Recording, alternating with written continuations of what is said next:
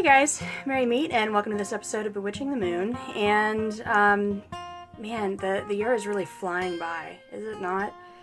We're kind of moving through spring really quickly, and so now we have the new moon, which is actually going to be tomorrow, April 26th at 8 a.m. and that is the flower moon.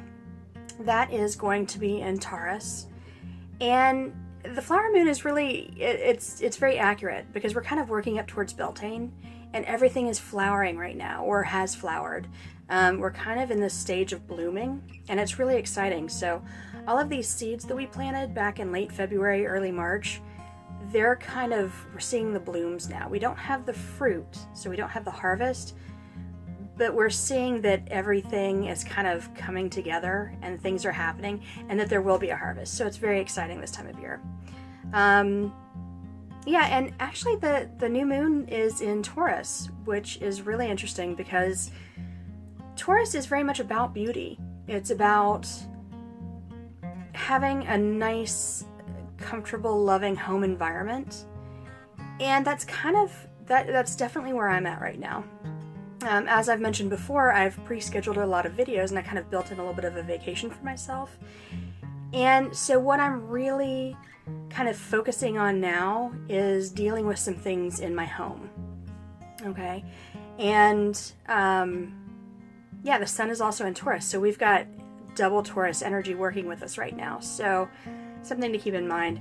And we're also in the Celtic tree month of Willow.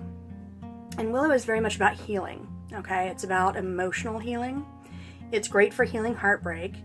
It's good for letting go of the past. It's got a very lunar, kind of watery energy.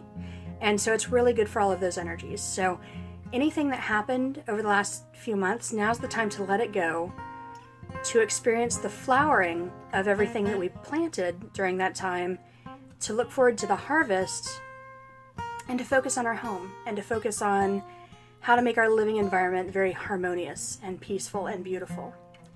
So, just to go ahead and throw a monkey wrench in that, Mercury is still in retrograde, which I've mentioned this before. Mercury retrograde is great for me, and actually, it does the opposite of what it's supposed to do. When it comes around for me, I've been having some great things happen in the realm of communication. I was actually just interviewed by Arwen Lynch Poe last night, and that was so exciting and so great, and I'm really excited about all the people that I met and who subscribed because of that. So I kind of have this, I feel like I'm on the verge of really like being able to communicate with a lot of people, and that's huge for me. And also, like, I've been finding things have been lost for months.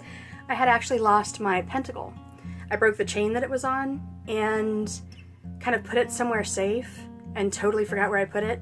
And I just found it a few days ago. My husband found a book that I had been looking for months.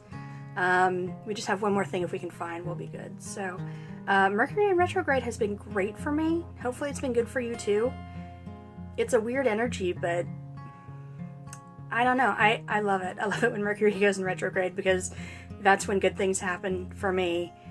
And I don't know. I don't know what that says about my life. So yeah, so as far as my intention for this lunation, I have been going through a lot of that emotional healing, like I mentioned with the Willow, the tree month of Willow. And I'm kind of good there. I've been doing really well there. I have been making progress with a lot of my goals, which was, my intention for the last moon cycle. And I don't know, this moon cycle I've been feeling very spiritual.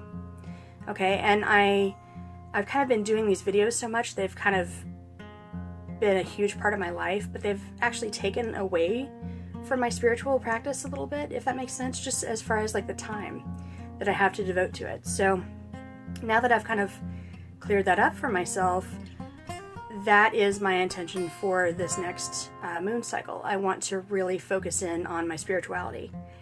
And I have a few things I want to do. I do a daily draw of a tarot card every day, and that's not going to change, but I want to light a stick of incense as I do. Just something simple, okay? But it's just going to kind of raise the vibration of what I'm doing and kind of Incense helps me like spiritually connect.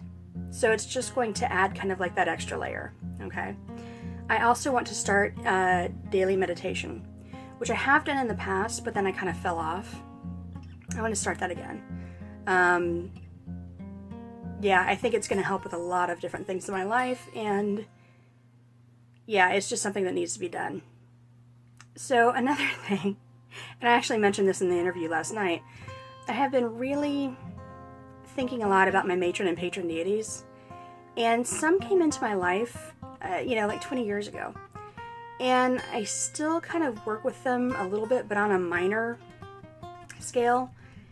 And maybe it's time to accept and thank them for what they brought into my life, but they're not 100% relevant to me now anymore. I'm finding what's really relevant to me is my relationship with Inanna and Hecate. And I feel like, having gone through the loss that I've gone through over the last 10 years, we've lost a lot of people. Inanna kind of represents a very life-affirming goddess, okay? She's about love and about sex and about war, which actually I can see in a very life-affirming way, because if you're going to war, you have something you love, you have something you want to protect, you have something that you will take on that violence for, okay?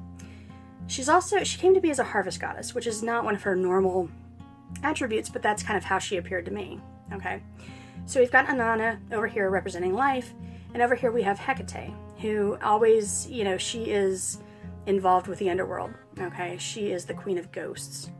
She represents to me the magic and the transformation that you find in the darkness and in death, honestly. So Inanna, she goes to the underworld to, where her sister Ereshkigal is the goddess of the underworld, and then she emerges.